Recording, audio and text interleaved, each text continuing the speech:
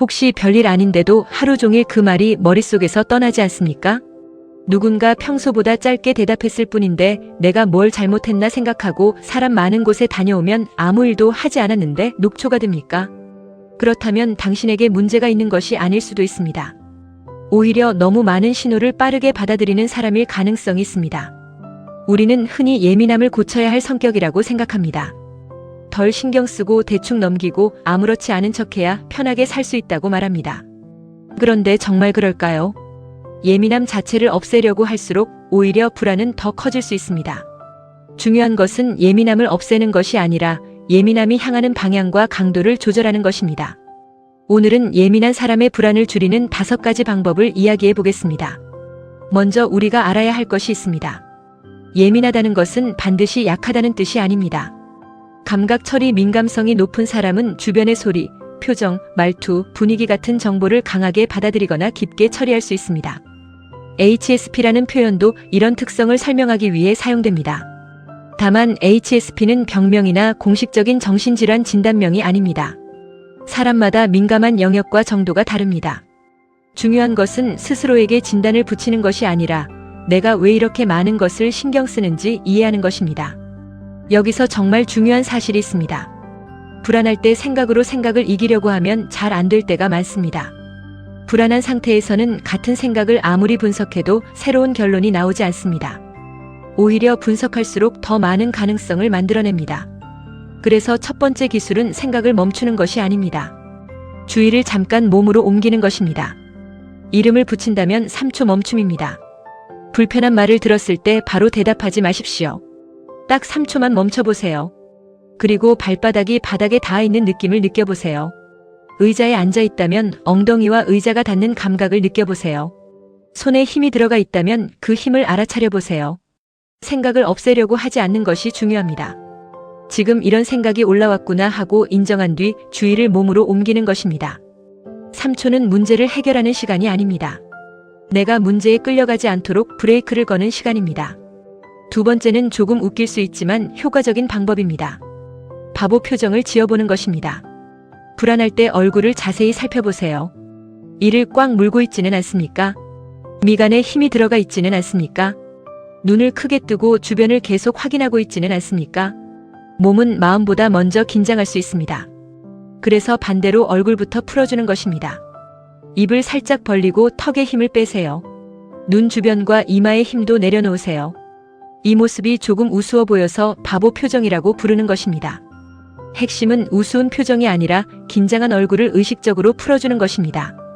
특히 턱에 힘을 많이 주는 사람이라면 불안할 때 가장 먼저 턱부터 확인해 보세요. 세 번째는 느린 움직임입니다. 예민한 사람은 불안할수록 빨라집니다. 빨리 답장하고 싶고 빨리 결정하고 싶고 빨리 이 상황을 끝내고 싶습니다. 그런데 몸이 계속 급하게 움직이면 마음도 계속 급한 상태를 유지하기 쉽습니다. 그래서 의도적으로 속도를 한 단계 낮춰보는 겁니다. 걸을 때 한 박자 천천히 걷습니다. 컵을 들 때도 천천히 듭니다. 말할 때도 평소보다 조금 느리게 말합니다. 대부분은 여기서 무너집니다. 예민한 사람에게 큰 문제는 모든 사람의 신호를 다 받아들이려고 한다는 것입니다. 누가 기분이 나쁜지 확인합니다. 누가 나를 좋아하고 싫어하는지도 확인합니다. 단체 대화방의 말투와 상대방의 표정까지 분석합니다. 이렇게 살면 사람을 만나는 것 자체가 노동이 됩니다. 그래서 네 번째 기술이 필요합니다. 감각의 울타리를 만드는 것입니다. 모든 사람에게 똑같은 수준의 관심을 줄 필요는 없습니다. 모든 관계를 깊게 이해할 의무도 없습니다. 나를 존중하는 사람에게는 마음을 열어도 됩니다. 하지만 계속해서 나를 소모시키는 관계라면 거리를 조절해야 합니다. 사람을 끊어내라는 뜻이 아닙니다. 내 에너지를 어디에 쓸지 선택하라는 뜻입니다. 감각의 울타리는 관계를 줄이는 기술이 아니라 관계에 쓸 에너지를 선택하는 기술입니다. 그리고 마지막 5번째 기술이 가장 중요합니다. 레이더의 방향을 바꾸는 것입니다. 예민한 사람의 머릿속에는 강력한 레이더가 있습니다. 문제는 그 레이더가 항상 사람에게 향해 있을 때입니다. 누가 무슨 생각을 하는지, 나를 어떻게 평가하는지, 무슨 문제가 생길지를 계속 찾습니다. 이 레이더의 방향을 다른 곳으로 돌려보세요. 글쓰기일 수도 있습니다. 그림이나 요리일 수도 있습니다.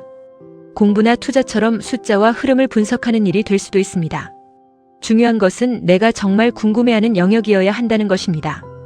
예민함은 방향을 잘못 잡으면 불안이 됩니다. 하지만 방향을 잘 잡으면 관찰력이 됩니다. 사람에게 향하면 표정 하나를 계속 분석하게 됩니다. 글에 향하면 남들이 놓친 문장을 발견하게 됩니다. 요리에 향하면 온도와 식감의 차이를 알아차립니다. 사진에 향하면 빛과 구도의 차이를 봅니다. 사업에 향하면 고객이 불편해하는 작은 지점을 발견할 수 있습니다. 같은 민감성이지만 결과는 완전히 다릅니다. 그래서 예민함을 없애는 것보다 더 중요한 질문은 이것입니다. 내가 무엇을 그렇게까지 세밀하게 보고 있는가? 그런데 여기서 또 하나 중요한 것이 있습니다. 불안이 심하다고 해서 모든 것을 혼자 해결할 필요는 없습니다. 불안이 일상생활을 크게 방해하거나 잠, 식사, 일, 인간관계에 지속적인 영향을 준다면 전문가의 도움을 받는 것도 좋은 선택입니다. 예민함을 이해하는 것과 치료가 필요한 불안 문제를 구분하는 것은 중요합니다. 스스로를 무조건 HSP라고 규정할 필요도 없습니다. 내 상태를 정확히 살펴보는 것이 먼저입니다.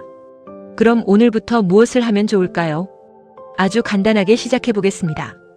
누군가의 말 때문에 마음이 흔들렸다면 바로 반응하지 말고 3초 멈춥니다. 발바닥이나 의자의 감각을 느껴봅니다.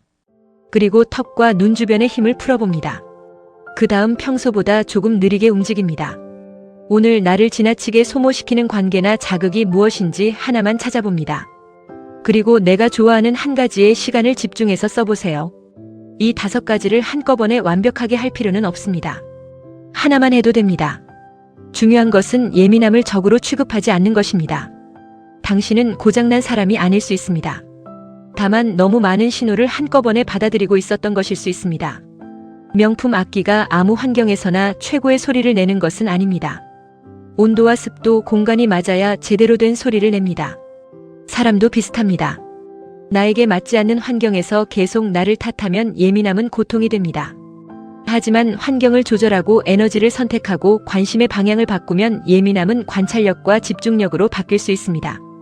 이제부터는 이렇게 생각해 보세요. 나는 왜 이렇게 예민할까가 아니라 내 예민함을 어디에 사용할까? 나는 왜 이렇게 많은 것을 신경 쓸까가 아니라 무엇은 신경 쓰지 않아도 될까? 나는 왜 불안할까가 아니라 지금 내 몸과 마음에 어떤 안전 신호가 필요할까? 질문의 방향이 바뀌면 삶의 방식도 달라질 수 있습니다.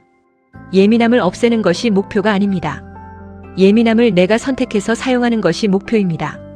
그리고 그 선택은 아주 작은 행동에서 시작됩니다. 오늘 누군가의 말에 바로 반응하지 않고 3초 멈추는 것부터 시작해보세요. 턱에 힘을 빼고 천천히 움직여보세요. 필요하지 않은 관계와 자극에는 감각의 울타리를 세워보세요. 그리고 레이더를 사람의 반응이 아니라 내가 만들고 싶은 세계로 돌려보세요. 당신의 예민함은 당신을 괴롭히는 약점으로만 남을 필요가 없습니다.